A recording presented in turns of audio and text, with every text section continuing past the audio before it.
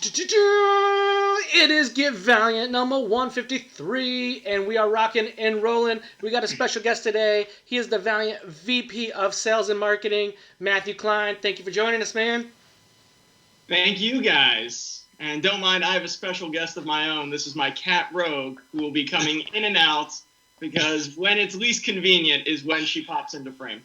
So we're cool with it. We're the cat podcast, so we love cats. All those other animals, we love cats. All those other animals, we're totally on board. I don't know, I'm a Bloodhound fan. Sorry, Bloodhound for me. Oh yes. Yeah. Come on. That one. Oh yes. Yeah. That one is an exception. The goodest bloodshot. The goodest bloodshot. And it's been a bloodshot of a week where I wish we had nanites to get rid of this crazy thing that screwed up the world. But Bloodshot is out and going to be eventually. Let's get with you guys. We're going to jump right into it. It's going to be on demand on the 24th of March, they've said. Yeah, it's coming out real soon. We saw the announcement from the Hollywood Reporter today. So the number one movie worldwide is now going to be with you during these times. Sounds great to me. Saw it three times in the theaters, and then pretty sure everything's shut down now. Bring it home and watch it until the disc burns out. What a bummer! We waited all this time. Us fans just been chomping at the bit for it. Crazy global pandemic happens. Right when Bloodshot happens. It's so. A bit unfair. I feel bad for all the fans that haven't had a chance to see it. But I did see it. It was good. Well, but again, they're all going to have a chance to see it next week, which is really what matters most. Thanks, Roman. Thanks, Rogan. But yeah, no, I mean, it's going to be here. The movie came. It's number one in the world. Came out. It's released. It's number one in the world. Shared everywhere from the comfort of your home, and I think that there's no question there are a lot of concessions being made and a lot of adjustments right now for everybody across the board, and who knows? Maybe a re-release from Sony down the line when everything goes crazy. I have no idea, but. At the same point in time, what's most important is Bloodshot is the first shot being fired for Valiant movies, and now everyone has the opportunity to enjoy it equally. So what's the mindset going right now with having that movie come out? Like, how are things? I don't know if it's, I would say at the office, because you guys are probably a lot of you guys are working from home, but what's the mindset right now with Valiant having this big movie out? I mean, it's one of those things. It's that dream come true feeling, right? To be able to see this character for the first time, out there for everyone to share it. Now it's what matters so much to me is the fact that now this character and this company and this incredible universe that we're all part of is exposed to a wider audience than ever before. And they get to share and be a part of that success, and they get to now be welcomed into this community in a way that, they never have gotten to before. It's the biggest platform that Valiant's ever had. And, no matter the circumstances, that doesn't change. And for us, that's incredibly rewarding for people like, our publisher, Fred. He's been with the company since 92, 93. Like, he was around when Bloodshot first, number one, hit the stands. He'll tell you a story sometime about how he made sure Bloodshot number one was on the shelves the same day that Superman died in comic shops. Like, he finagled it with the distributors to make sure that happened. So, for him seeing it was, it's that same feeling of people for decades have been waiting for this. And to be able to share that now, it's incredible. No matter what, it's an absolute incredible feeling. And to have a name like Vin Diesel carry that banner for us, holy moly, man. That's, no matter what, that feeling doesn't go away. Yeah, I mean, 9.2 million or something like that, opening release stateside, number one in the world? Actually higher, because they don't include the Thursday night preview, so it's well over 10.5, and it's 30 million or something worldwide. So, no, it was a nice, strong weekend, considering all the crazy, extraordinary circumstances. Yeah. At the very least, I didn't get to see it in IMAX, so I hope they re-release it in IMAX so I could see that. But got to see it in the theater, and I'm happy. It's bittersweet. That it's, because I wanted it to do well. Wanted the numbers to do well as far as, that makes it possible for future movies a little bit more. And I hope people get to see it and they lead into those comics. Hey, I mean, everybody should see it. Make sure by when you get it on the 24th, then come back here, chat about it on the message boards, because you guys have amazing people on the message boards here for Hoodoo TV. And, we can all experience it together at that point. Still be a part of it. Yeah. Absolutely. Yeah. We're super stoked. I don't know. I so badly want to go into the movie and spoilers and everything, but we'll wait until people get a chance, because not everybody's gotten a chance to go to the theater with all the craziness going on. So we'll wait until it gets released and people can watch it at home, and maybe in a week or two we'll finally get to talk spoilers. But I guess, and maybe this is the wrong direction to go, but my biggest question, to the degree that you know and can answer, when we're talking about movies, getting Valiant out there, what's next? What can we expect? And how far are we away from a shared Valiant universe? Is that still a possibility? Do you know? Can you say? Do I know? Can I say? Well...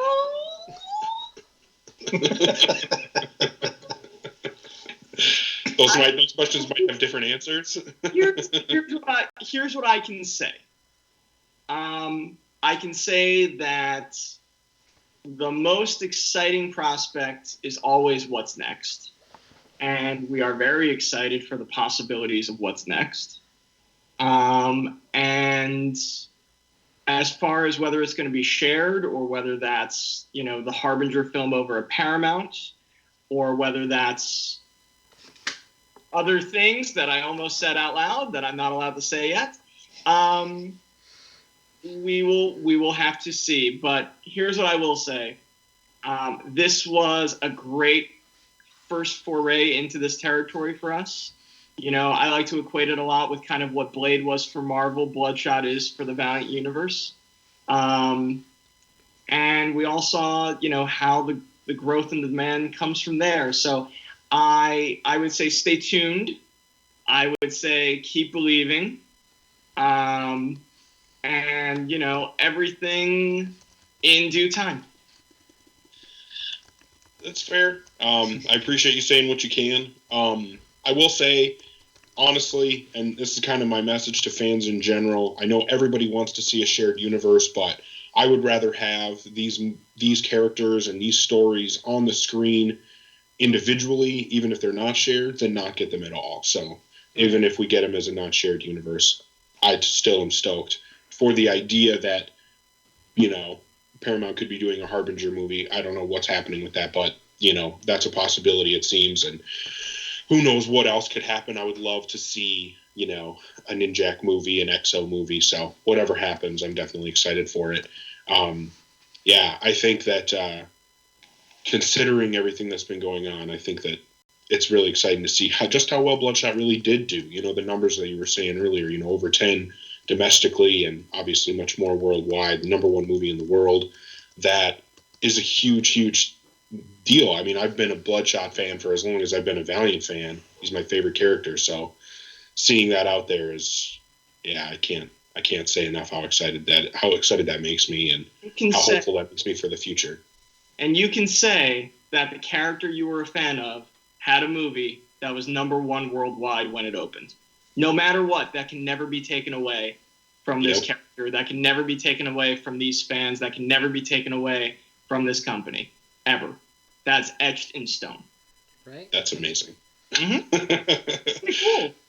Yeah, especially it's since very it's such a little known, relative to Batman, Superman, and Captain America. I mean, knowing that he can come out with a movie and knock it out of the park like that, that's a pretty good feeling. And I will say, I did get to see the movie in IMAX. I know Hooser was saying he didn't, but I did get to see the movie in IMAX, and seeing Bloodshot on the big, big screen like that, and somebody with star power like Vin Diesel bringing him to life, man, what an experience. Yeah. And I want to thank everybody at Valiant for making it happen. I know Sony was a big part of it, but without, Valiant and making the comics and grinding day in and day out, we wouldn't have gotten it.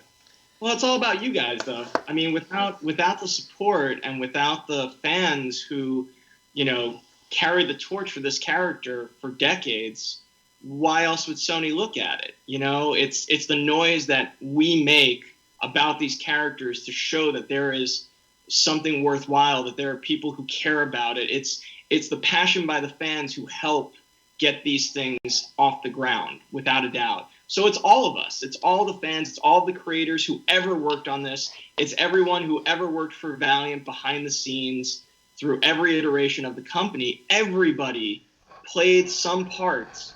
You three, the guys on the forums, myself, Greg, everybody in the office today, everybody prior, everybody from all the way back in the Shooter and Leighton days, we all helped make this happen. And that's why we should all be very proud of it. Right? He's the people's from a distance. The people's superhero, Bloodshot. So let's talk. I mean, you do sales. So how has this affected, or how do you see this affecting sales for Valiant right now so far? I know we have an issue right now. It's kind of screwing us all up right now. Perfect timing. But how have you seen that help sales in the last couple months, maybe? I mean, look, exposure from a film always gives a little bit of a bump and always brings more awareness and gets people more willing to place a little bit of a higher order.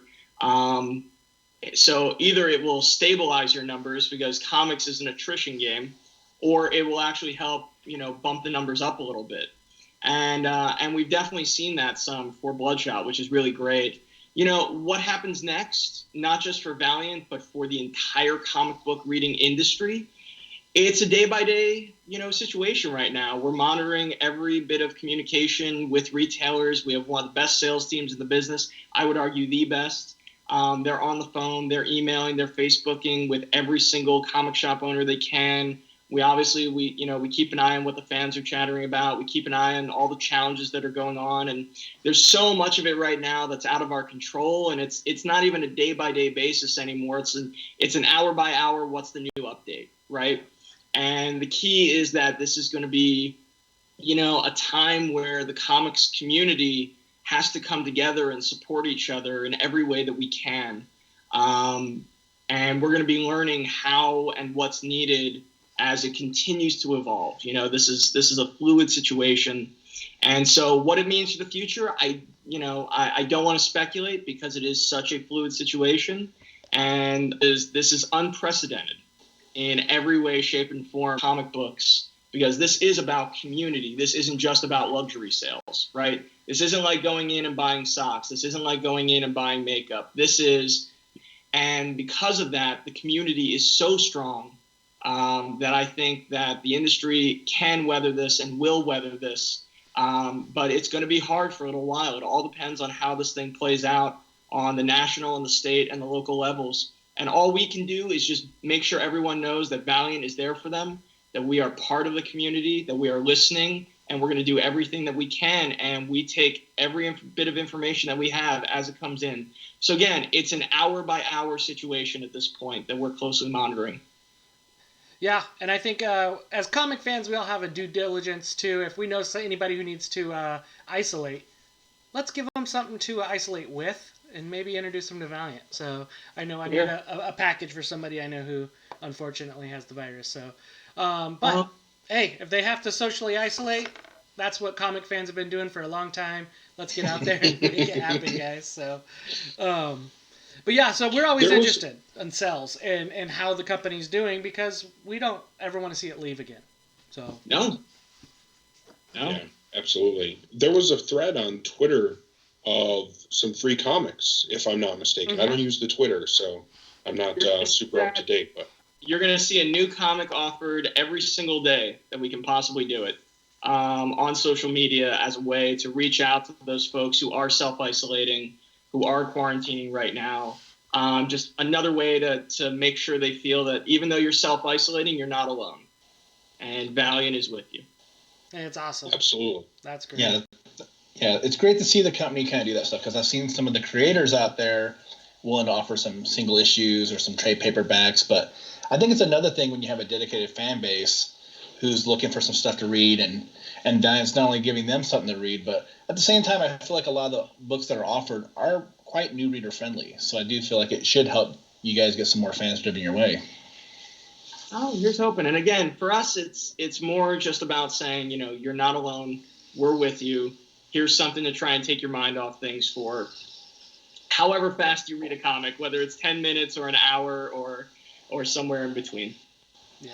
And I really appreciate you saying that about the new reader friendly, because that's something I know that the editorial team, like, their mandate isn't about just, somebody's first Valiant comic, but it can be their first comic period. And that's really, I think, what you're seeing with things like Quantum and Woody, with Dr. Tomorrow, with the new XO coming out next week, with Final Witness, with Shadow Man, with Bloodshot from September of last year, and Rye. Like, the goal is that this can be anyone's first book in any way, shape, or form. Did I hear you say Shadow Man? I did! Oh, man. This book looks like it's going to be amazing. That's correct. I like that confidence. Yeah, absolutely. It's easy to be that confident because I've seen the entirety of the first couple of issues, and I've read the scripts for the first arc, and I know where it's going for at least a year. So I promise you, it is going to be amazing. Yeah, I mean, does having... Wait. We're marking those words, and we're coming back to it. Okay. A year. I like that. I said at least a year.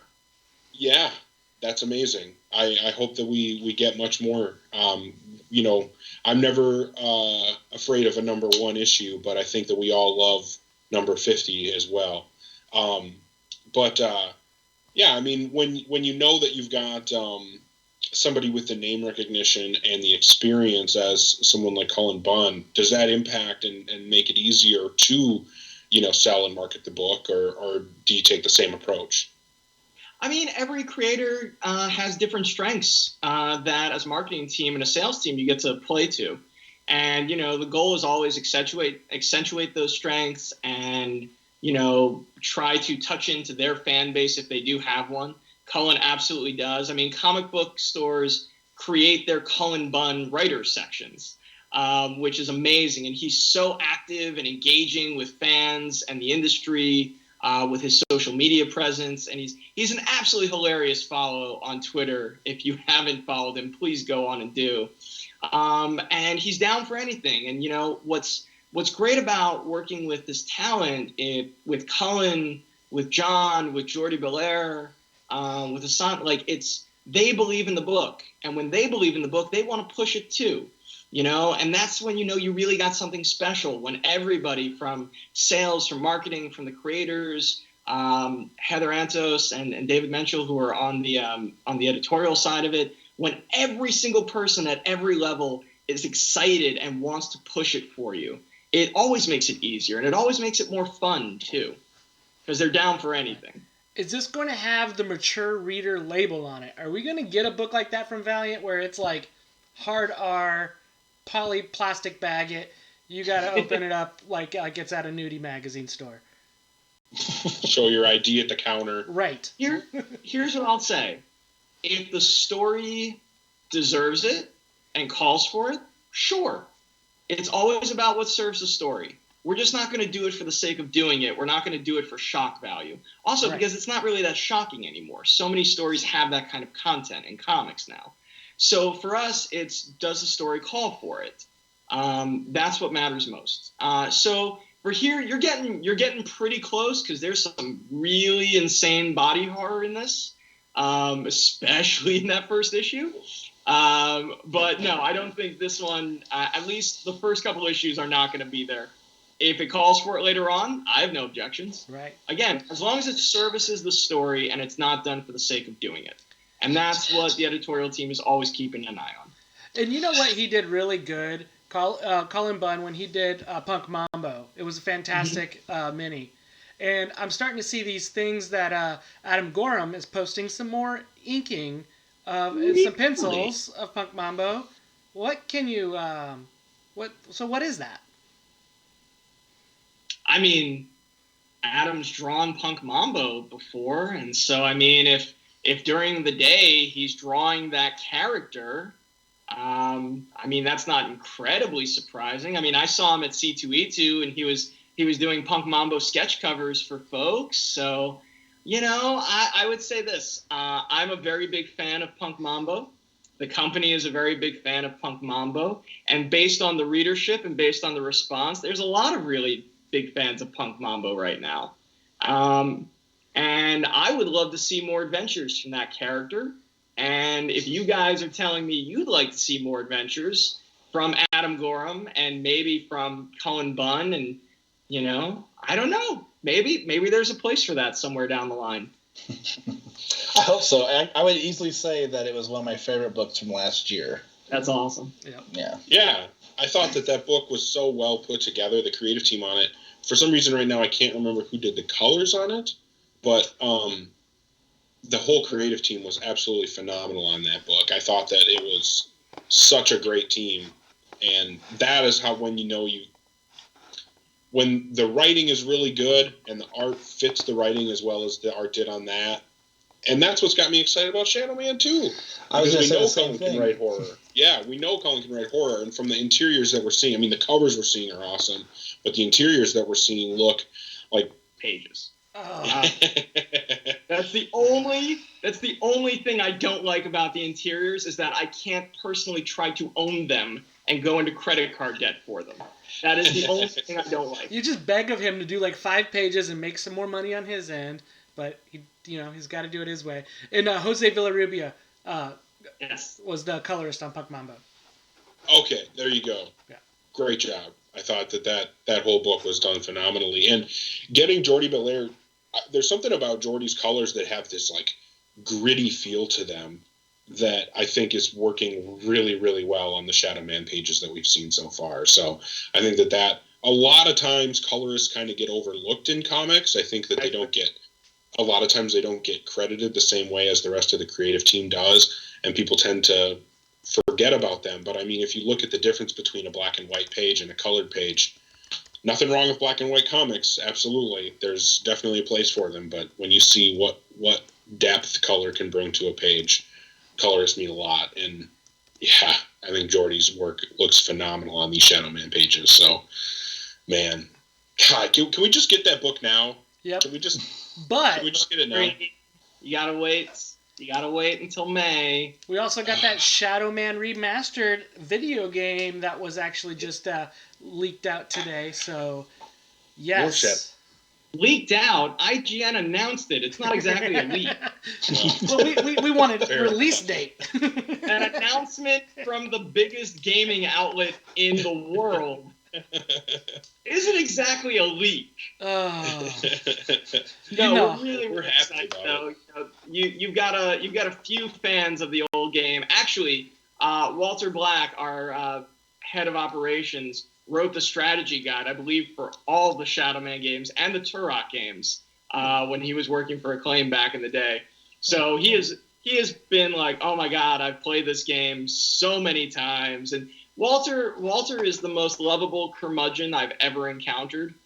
And it is my dream to get him on a Twitch stream playing the remastered version of Shadow Man from the game that he helped write the strategy guide for. So stay tuned. There's a lot of potential coming up with this remastered game. But we're really excited to offer it for the fans and for fans of this character. And the gaming community is very big on remastered right now, classic games. And damn it, this is a cult classic, bar none. So, with that said, I mean, at what point will we maybe see some new games featuring the Valiant characters? That's my question. Oh, when would you like to see them? Now. Before the next gen consoles come out, that I think would be like a great answer, because who knows at what point we exactly get those, especially with the way things are right now. Well, I don't know. Did you guys hear about the announcement with Blowfish Studios? Mm-hmm. Just that it pretty much was a thing. Mm-hmm. That's one way of putting it. It's a thing. It's a very big thing, with a lot of really exciting things coming down the pike from it that are in the works, that I may or may not have seen character models for a couple weeks ago. Which characters? I know that they're in the Valiant universe, for sure. In space? Are they in the cinematic universe currently? Part of the Valiant universe, last time I checked. That's awesome. Did you see them on the big screen recently? Maybe. Were they bald?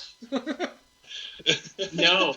What was the hairstyles of the characters involved? A couple of parts. No, that's awesome. But no, I would say keep your eyes peeled for more announcements later this year. Quite frankly, that's awesome. Good. That's great to hear.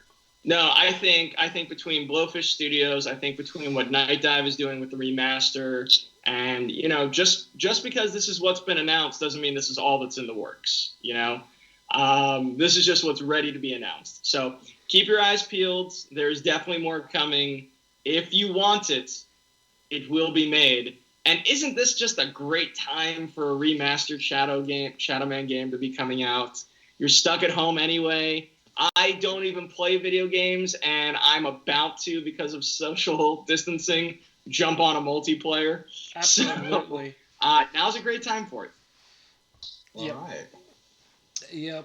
And then moving forward, there's been some really good books that have recently came out, one of which Dr. Tomorrow has been awesome. The Visitor, Paul Levitz. It's like right now has been the best that, I think all of us can agree that's been the best that we've seen Valiant in the last couple of years is right now. What we're getting, EXO coming out soon, Shadow Man ready. It's an exciting time, right? Bloodshot's here. Eric says it. It's a great time to be a Valiant fan. And it is a great time to be a Valiant fan. Dr. Tomorrow is phenomenal. Look at all these new characters that we're getting. The Visitor is a brand new version of the Visitor. Dr. Tomorrow is a brand new version of him. We are getting brand new books like Final Witness. We're getting current, characters that have already existed in the Valiant universe coming back onto the shelf, like Rye. We got an amazing Rye book right now. We've got that Bloodshot book. We've got EXO coming, like you said, Shadow Man. Yeah, there's so much awesomeness right now. Well, and there's a lot of stuff hinted that's like the classic characters too. We got Harbinger and Ninjak. They've been announced also. Not announced, but we know that there's things in the work with them. So it does seem like Eric's catchphrase is right, I feel like. It's true. Wait, there's a Ninjak and a Harbinger book in the works? We've never seen anything that says anything or looks anything like it. Ever. I don't have a set of cards that have those images on them. I'm not saying that. Nobody posted Comics Pro stuff anywhere. I love that the cards for Ninjak and Harbinger are dead center in there. I am super excited for what's to come. I'm super excited for what we've been doing for the last year. It's really hard sometimes because the editorial team works so far ahead that I'm looking at books that aren't going to be out until September and October and November and December and January of next year. And so sometimes I have to remind myself, looking at the schedule, what I can and can't talk about. But I will say this. I think that if you are excited by what you've seen for Quantum and Woody and Bloodshot and Rye and Dr. Tomorrow, and I think then if you're getting on board with this new EXO Man of War, which everyone should, what you're going to see for things like Harbinger, like Ninjak, is I think you're going to see something that is very true to the core of who these characters are and who you fell in love with. And at the same time is going to be so exciting and so fresh and so inviting for people who've never given these characters a chance. And to be able to do both is an incredible challenge that the editorial team is meeting day in and day out right now and just hitting it out of the park. So I agree. I don't think it's ever been more exciting to be picking up a Valiant comic in your shop than it is right now, except maybe for a month from now, and then maybe 2 months from now, and then maybe 3 months from now, and then maybe in September and October and November and December. So, well, you're saying I like that optimism. I really, really hope that that's what we get. My one big question that I have is, are we going to see the return of big crossovers? Will you? I think it's all a matter of timing. It's all about a matter of timing. One of the things that we've looked at is, some of these characters have been off the board for a couple of years, right? I mean, Harbinger Hasn't been around since I think it was Harbinger Wars 2 is really the last place you see some of those characters. Mm-hmm. So it's one of those things where the time will come and we are working towards that time, but we want to make sure that these characters, these franchises, have the opportunity to develop their own new status quo and their own fresh voice, and can invite all those readers in, because then when you bring it all together and you combine all those efforts, it's that much more kick-ass, right? So it's all just a matter of timing. It's all just a matter of when in maybe 2020 or 2021, you're going to see these characters really kicking into another gear and start invading each other's space. That's good to hear. I think as much as obviously you're not able to give specifics, which is understandable, but well, it's because there's a chip in the back of my neck that I can anytime I start saying the wrong keyword. So, are we going to see another classic omnibus this year? That right now is up for discussion. What character would you want to see a classic omnibus? Harbinger? Well, it's hard to say because, I mean, for me, I've bitched about this a lot on the podcast, but I always wish that Valiant did a little bit more to showcase some of the older material. At least the material that you guys can do. I know there's some limitations with the gold key characters, but it just seems like, you guys are right for like an Exo Man of War Volume 2. Shadow Man's out there, Harbinger, Eternal Warrior. Shadow Bloodshot. Hey. A Bloodshot Volume 2. I don't know. I think there's something to that Shadow Man idea. This would be a good time. Let me go back to the office. Let's see if maybe I can get some of that old Frank Miller artwork maybe as a cover. I don't know. Maybe there's something to that. It might be good. Might be good. Might be. Something interesting there. I mean, there is a new, remastered video game for it. There's a new series coming out this year. Feels like 2020 might not be a bad year for a Shadow Man omnibus. Does that mean a 2021 movie? Oh, I would want that. Who would direct it? Who would you want directing a Shadow Man movie is my question. Oh, who did you guys have originally? Or who was the guy that was leaked to it originally? Reginald Hudlin, wasn't it? Yes, Reginald Hudlin, yeah. So, I thought that was actually a pretty good pairing. Yeah. I've heard worse. Jordan Peele. Jordan Peele would be epic. Yeah. Well, you're saying that because you saw that horror movie homage cover that Dave Johnson did to Us, aren't you? That's got that in your brain. I mean, that doesn't hurt. Have you guys seen like the links to those 3 covers that have been shown so far for the horror movie homage covers? Holy shnikes, dude. Yeah. I'm collecting all of them, and I work in the damn office. They do look so cool. They're so cool. Very cool. What's cool too is they're not a variant. They're not an incentive variant. They don't have to be priced up. You know what I mean? Like those are free to order as many of images to collect and have something special to put in your long boxes.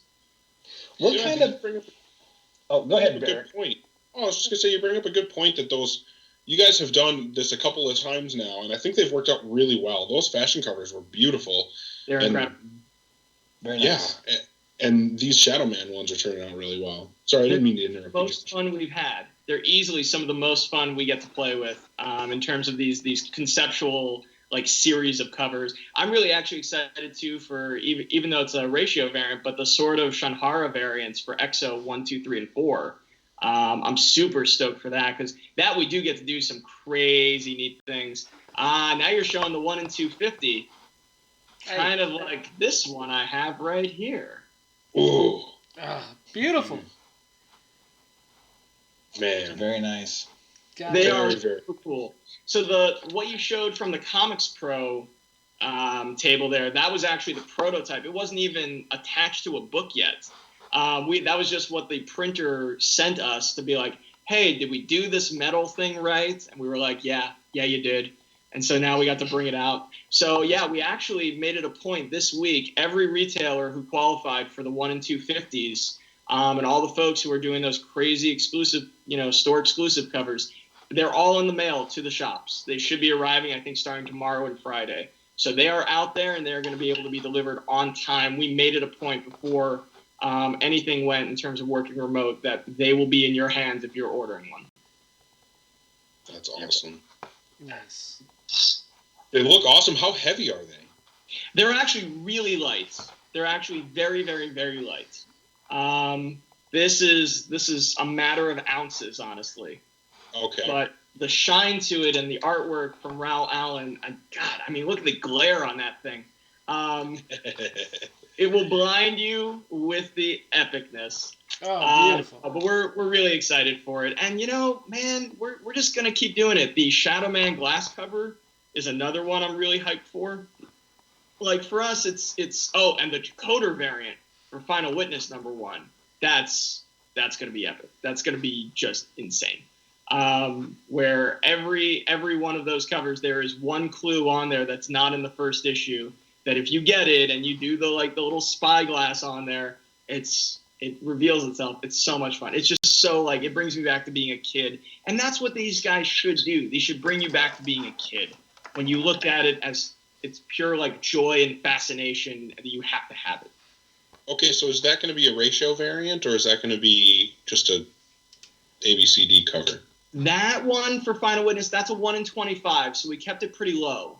We made that the easy threshold variant.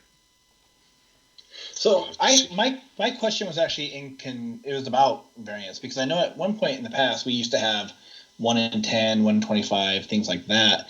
It seems like in the last couple of years, Valiant has kind of shifted away from doing ratio variants of any kind, except for with the first issue and these special variants like the glass variants and the metal variants. Mm-hmm. And I'm curious, well, there was a reason we pulled back on it. It became, in my opinion, the reason that you do ratio variants is, first and foremost, from a publishing side, it's a communication tool with the retailers.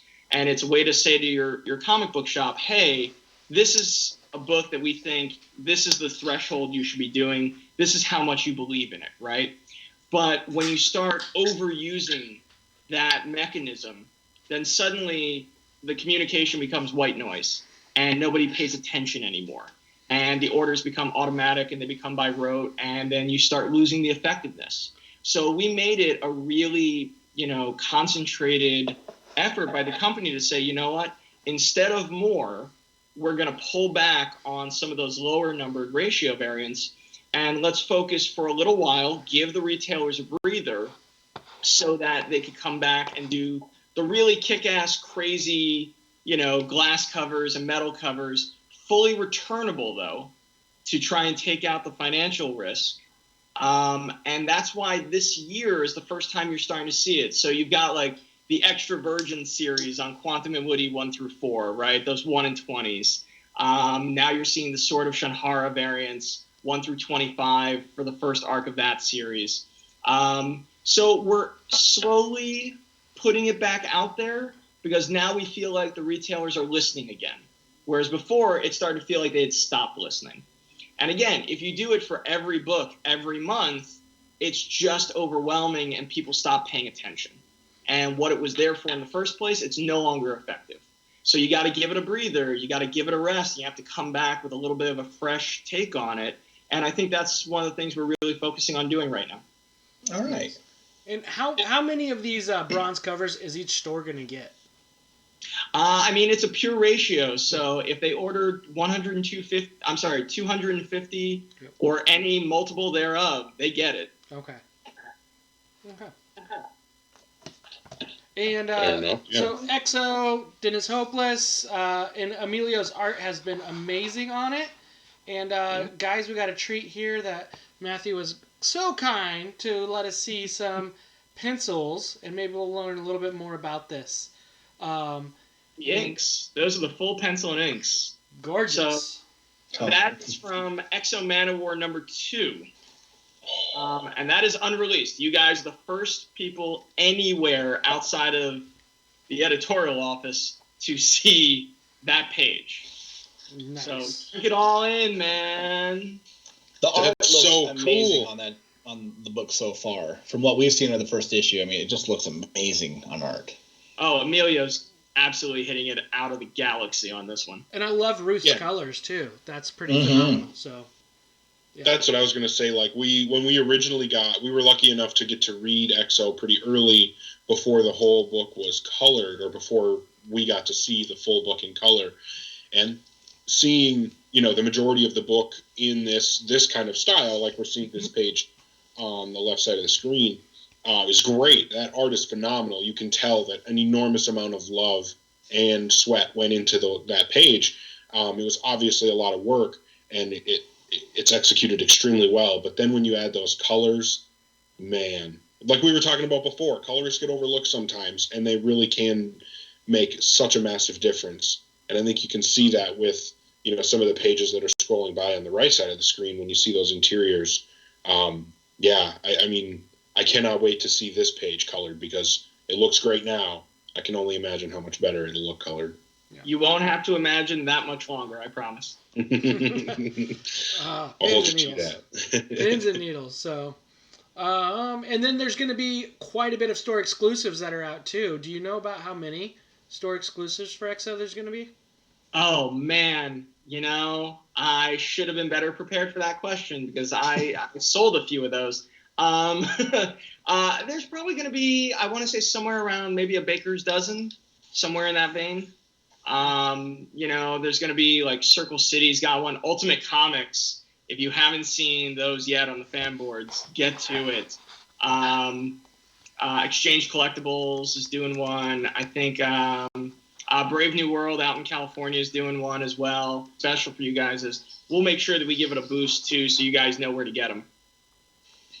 Oh, that's great.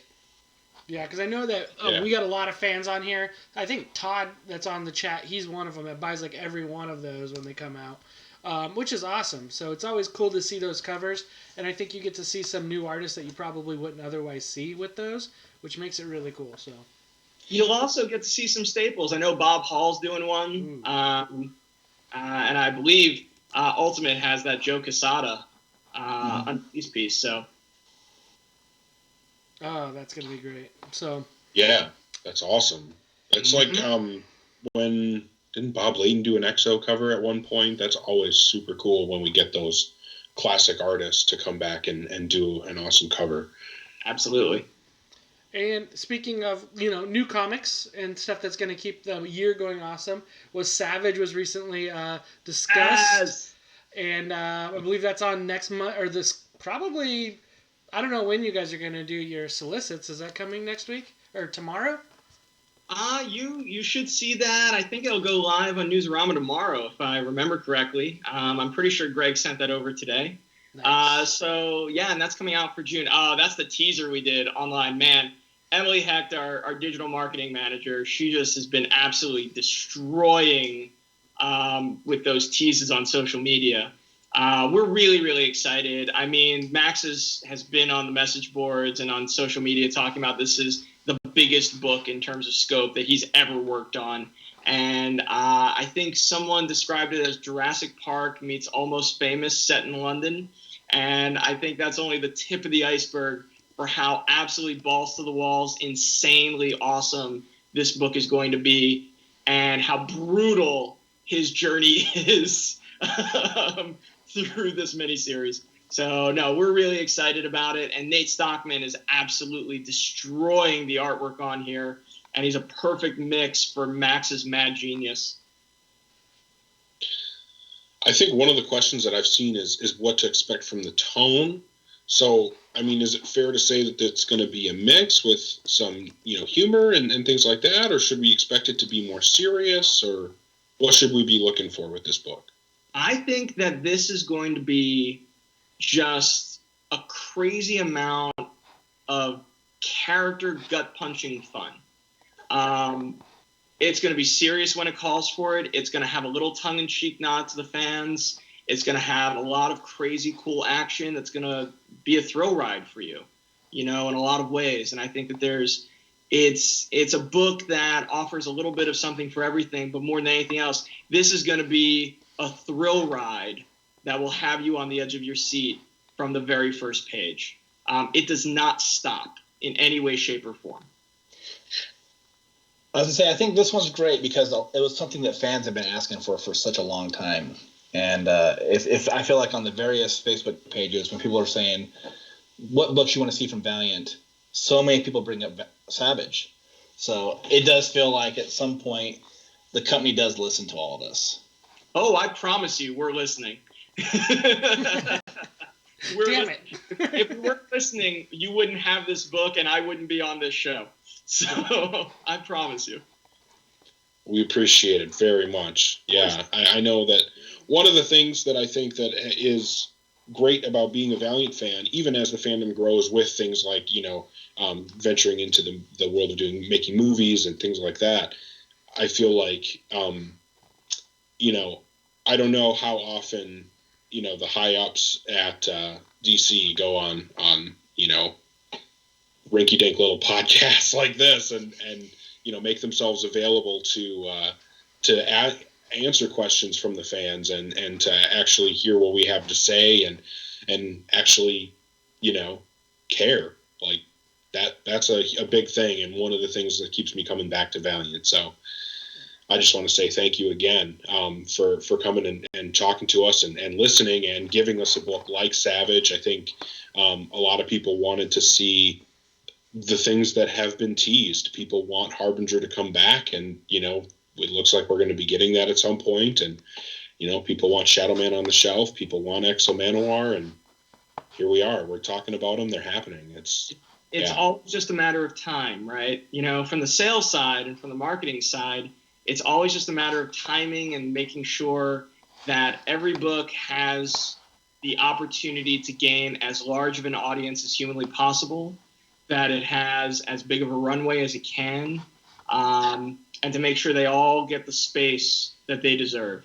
And so that's always the goal with it. And sometimes it means, look, if I could have had Exo, Shadow Man, Bloodshot, and Rye come out, on the same exact week, it would have been nice. But it's you got to work within what's best for the book and what's best for the health of the long term of the company and for the character. And you can't rush it. It's always got to be, when is the story the right story? When is the creative team the right creative team? And my goodness, I would argue that the casting for these books that editorial has done is stronger than it has ever been. When you see an artist like on Harbinger, you're going to know that it is unlike anything else you've ever seen, and you're going to go, oh my God, how did I not think of that? But what you're seeing right now with Dennis and Emilio and Exo, what you're seeing with Cullen and John on Shadow Man, when the teams come together and the books are these good, you want to make sure that they have the best opportunity possible for the most amount of success, because that is what you deserve as the readers, and that's what the company deserves. That's what these characters deserve, and that's what we try to do everything in our power to make sure happens. So yes, you are getting Exo and Shadow Man and Bloodshot and Rye will all be on the shelf at the exact same time. It just took time to make sure everyone had their place on the shelf. And that's the key. It's awesome. Well, we got a couple of fan requests. If people said if you're listening, they got some fan requests. We want to see Britannia and we want to see Armorines. Josh and I have been saying for a long time that we want to see an Armorines mini. Bad eggs. Bad eggs. Nobody wants to see bad eggs. Nobody's listening Nobody to wants me. bad eggs. Bad eggs. Trinity Angels. Eggs? Trinity. Bad eggs. I don't want to eat those. That's not going to help me. Trinity. No, we want Britannia. We want Armorines. What are other people's requests? Josh wants Trinity Angels really bad. A hardcore book would be awesome too. Hardcore would be great. Yeah. Can I say what I want? Yeah. I definitely want to know that you want. I want an Archer and Armstrong book. Yes. Anybody else? Tell us about that. When are we going to see them?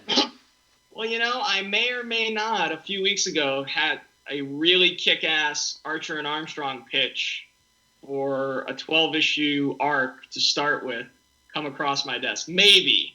I don't know. But fair enough. Anybody you've heard of before?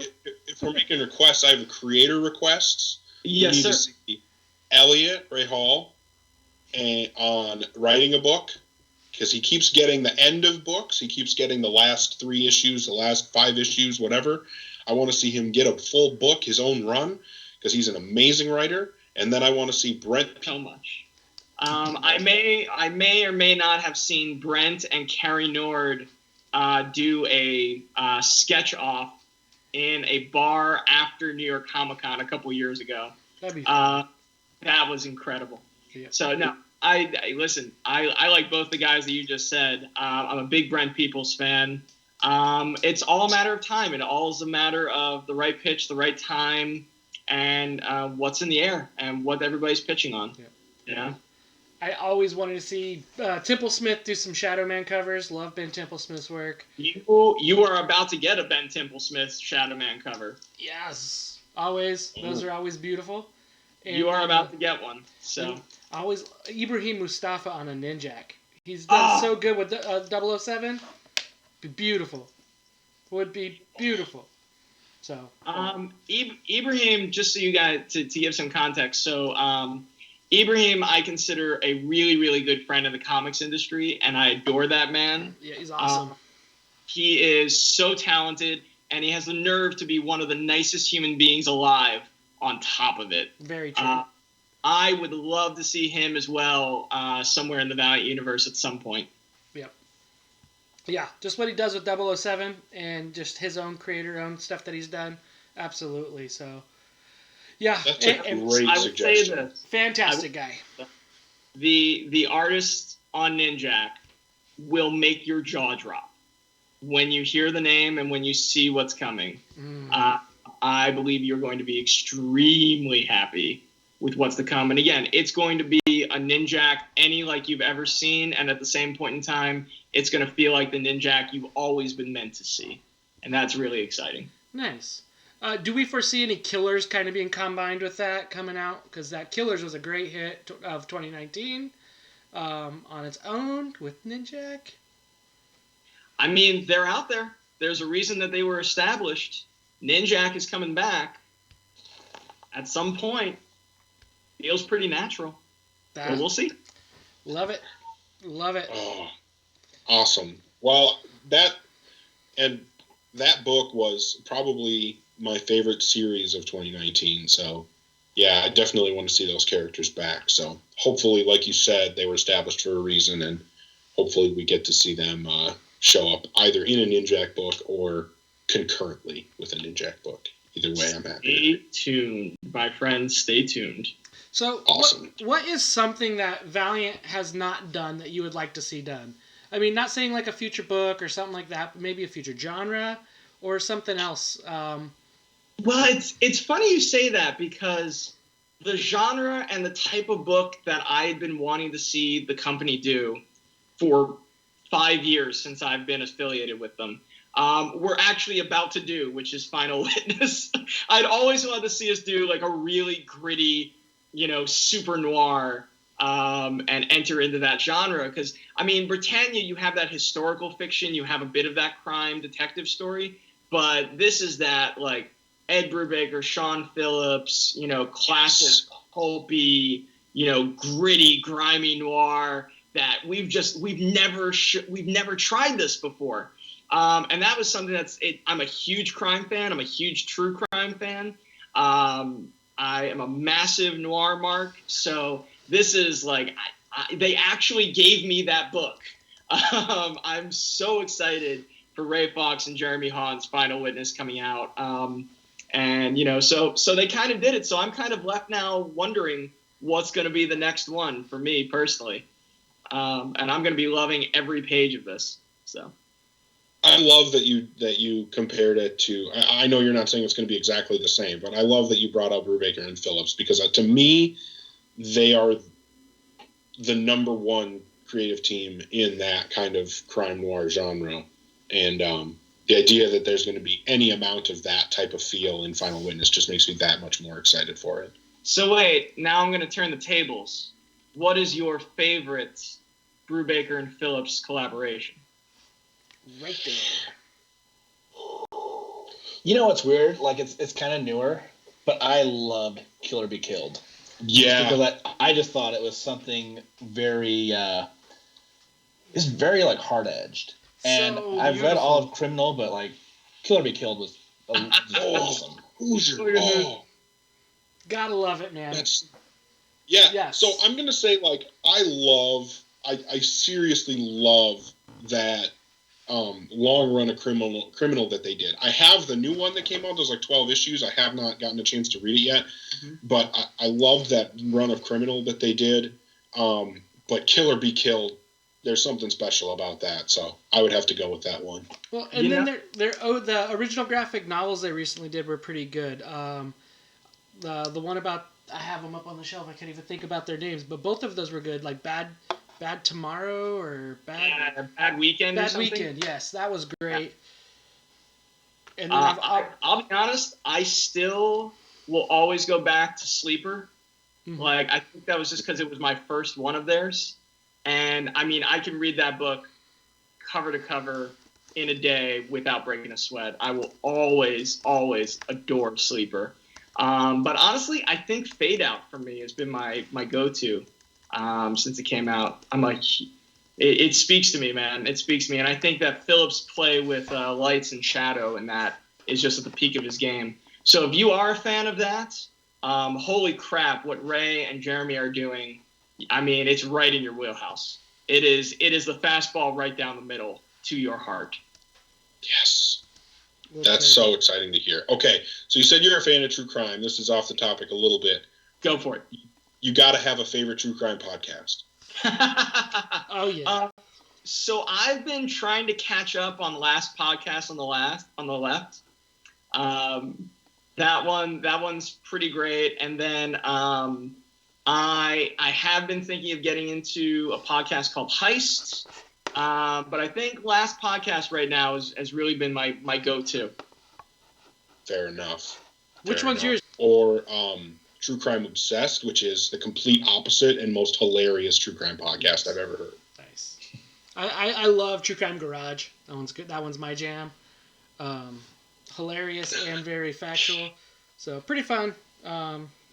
Yeah, True Crime. True crime, guys. Yeah. True crime. True crime.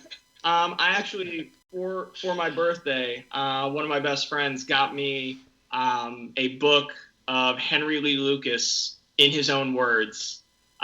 Before they had completely found out that he was just a confession killer and confessing to all these murders he didn't do. So this was like the transcripts and him, how he convinced the cops that he had actually killed all these people he hadn't.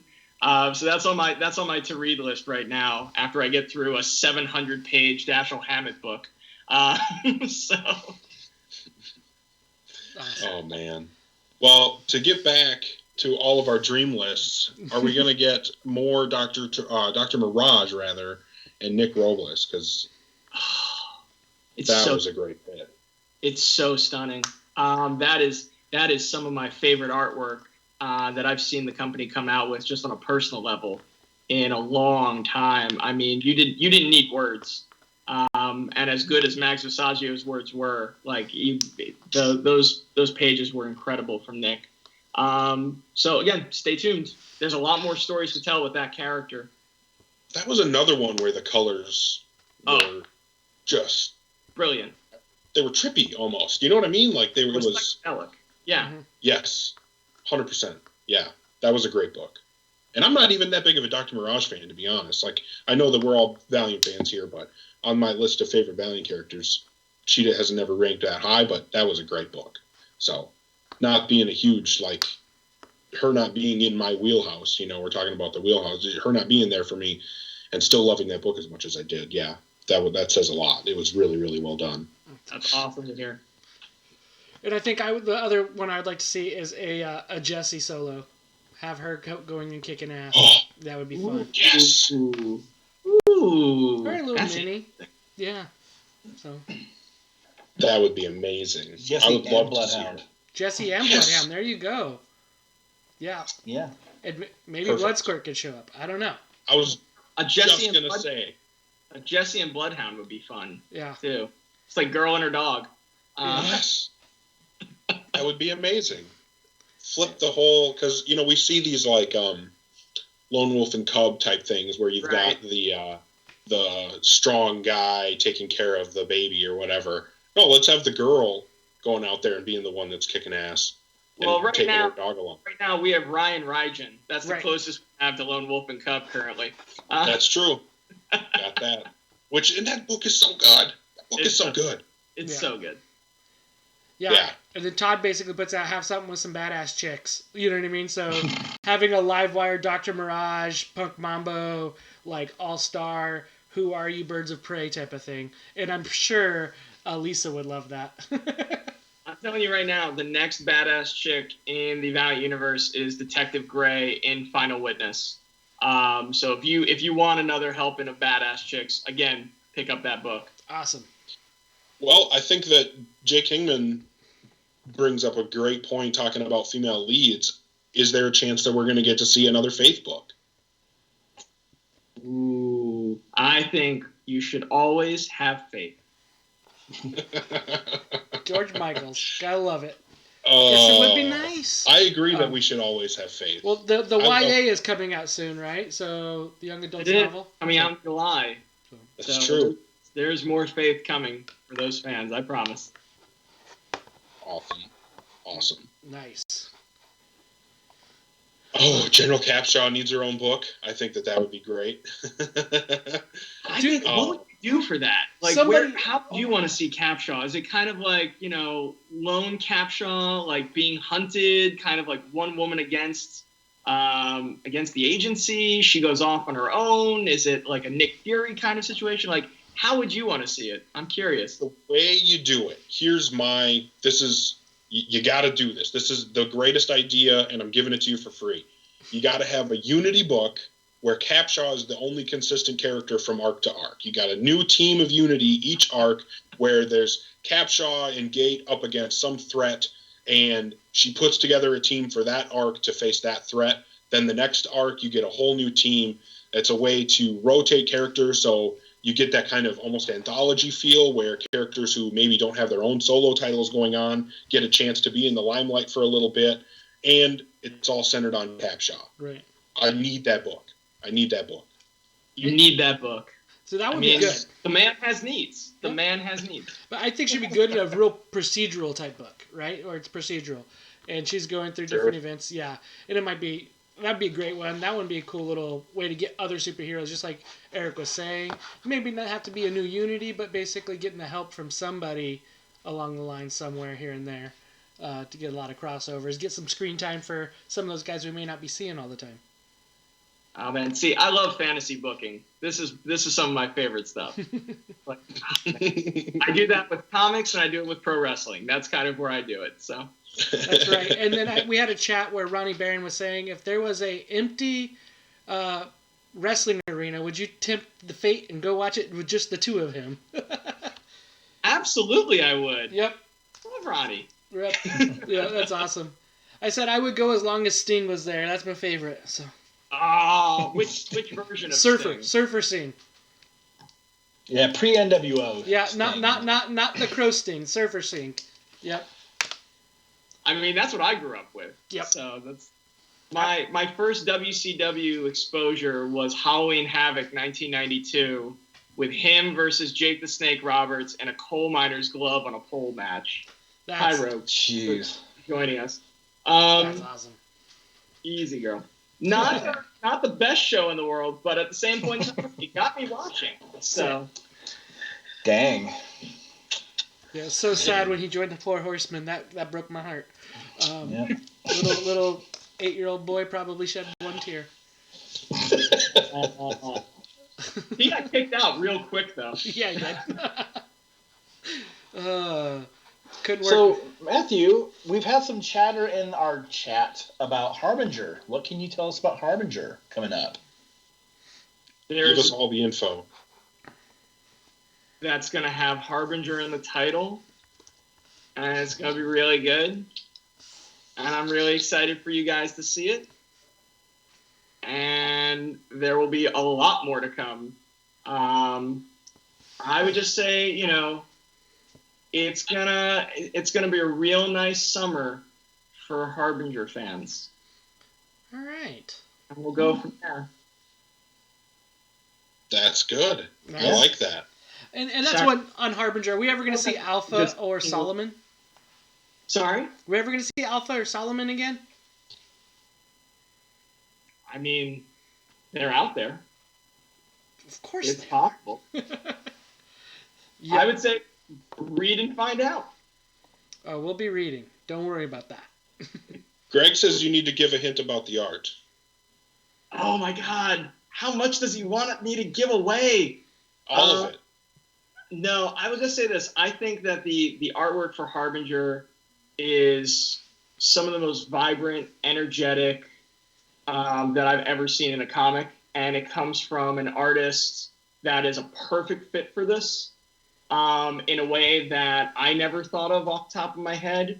But it is so dynamic and so thrilling and so fresh that if you look at this artwork and it does not pump you up, if you do not get the adrenaline rush, I think it's because your heart has stopped. So you should probably go to the hospital. But so no, and we're already seeing pages in for the entire first issue just about, which is a little bit of a snippet out there. Right, Rogue? Yeah. Rogue definitely agrees. We will take it. Purring. She's very happy about the artwork too. Nice. Man, we've talked about a lot.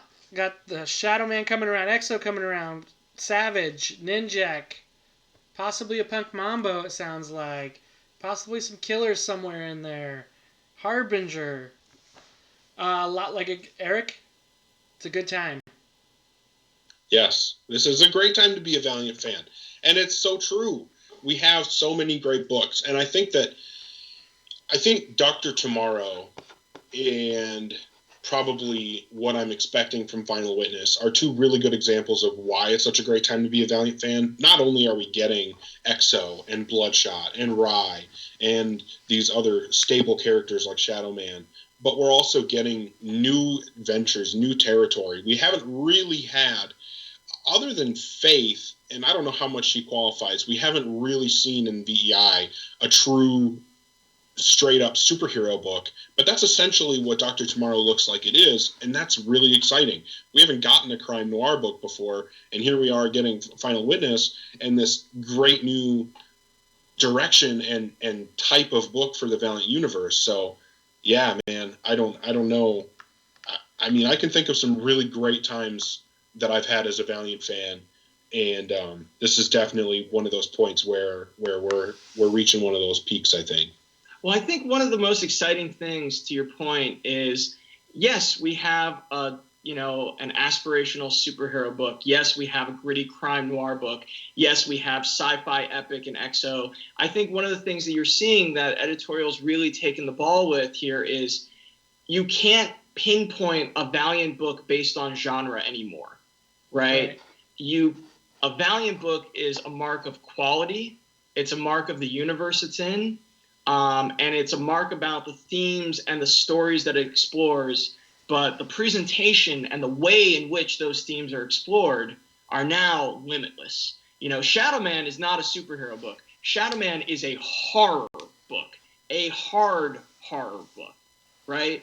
It's a horror book with a hero in it. It's not a superhero book with a dash of horror in the background. And I think that the editorial, team have really just taken the ball and run in the direction that's going to service the characters and the stories best and say, why can't a Valiant book be a horror book? Why can't a Valiant book be a gritty crime book? Why can't it be an aspirational superhero book? Why can't it be, a female-driven, assassin book like Roku is? And I think that's one of the things that makes it such an exciting time is that what is a Valiant book is not about what genre a book is. It's about the quality of the story, and it's about the quality of the creative team, and it's about the passion that's put into it. And now all of this is encompassing in a full universe in a way that you don't see. And that's, I think, one of the reasons it is the most exciting time for the books that are coming out. Absolutely. Right. No, and that's what I think is exciting and something that, we try to talk about. Like I said before, Dr. Mirage isn't my favorite character. I love that Valiant puts out books that aren't my favorite character because that means that that's an opportunity for someone very different from me to have their own favorite character. And that's what we need. And when you're only putting out 6, 7, 8 books a month, you can't cater all of those books to one type of fan. They can't all be for the 30 or 40 something year old white guy. They have to be for a diverse audience in order to have a strong fan base. And knowing that we're getting all of these different types of books, we're getting sci-fi, we're getting horror, we're getting crime noir, we're getting, aspirational superhero. I think that that's what Valiant needs to do, and that's when Valiant is at its strongest. Well said. Yep. Yeah. Yeah. It's been a great having you on. I want to thank Absolutely. you, Matthew, and thank everybody for jumping on the chat. Big thanks to all the viewers. Appreciate it. Find Matthew at Twitter, Valiant. He's all over the place. You can find if you want to yell at me personally, which is always fun. Go to on Twitter. It's at Matthew Klein 316 because I am the bottom line. Hell yeah. But also, follow all the news and developments, at Valiant Comics on Twitter, on Facebook, at Valiant Entertainment on Instagram. My handle on Instagram, I think, is Matthew Klein 1116. I'm always posting things that I shouldn't be for the company, in addition to crazy pro wrestling tweets in the middle of the night. And like crazy stuff from my comic book collection that I just randomly find by accident. So yeah, come along for the follow, and you might see things like this. Do you guys know what this is? Ooh, New York's World's Fair comics. Yeah. That is 1940 New York's World's Fair. That is the first time Batman, Superman, and Robin are in the same image in continuity. That's awesome. Ever. So I post stuff like that all the time. It's insane. Dude, definitely That's check crazy. it out. And definitely want to give a shout out to Lisa and Heather for their promotion. So well deserved for them. Very well deserved. Awesome for them. So Very well deserved. So we applaud that. So good job, Valiant, for acknowledging that for them. Yeah, absolutely. I think they've both been doing great work. And like Hooser was saying, we want to say thanks to everybody who was hanging out in the live chat. I think the user Different X Minds, said that this was their first time joining us live. So we want to say thank you very much for joining us. And obviously people like Todd, who hangs out with us, Scott, and man, I don't even know, Jay Kingman obviously is in the chat. We just enjoy and appreciate everybody. Greg, Katzman was there too. Yeah, he was there. He's gonna yell at us and be like, "Why did you not say this? And why did you say that?" And then I'll be like, "Greg, I am your boss. Remember?" He can only be so critical. No, very critical, and I appreciate that tremendously. So. Thank you very much, Matthew, for coming on. Thanks, everybody, for watching and listening. Hopefully, we will see everybody again next week when we'll get to talk about some Valiant books. We've got a little bit of a backlog, so we'll get to talk about some awesome Valiant books next time, including Bloodshot, Rye, and I don't even know what all else. So it's going to be a great time to finally get back to the books, and I think maybe a little bit deeper dive into the movie as well. So thanks again, everybody. Signing off, I'm Eric Baumgard. I'm Josh Rathbun. I'm Hooser. And I'm Matthew Klein. That's Matthew Klein. Yeah. Thanks, everybody. Yeah. Stay valiant.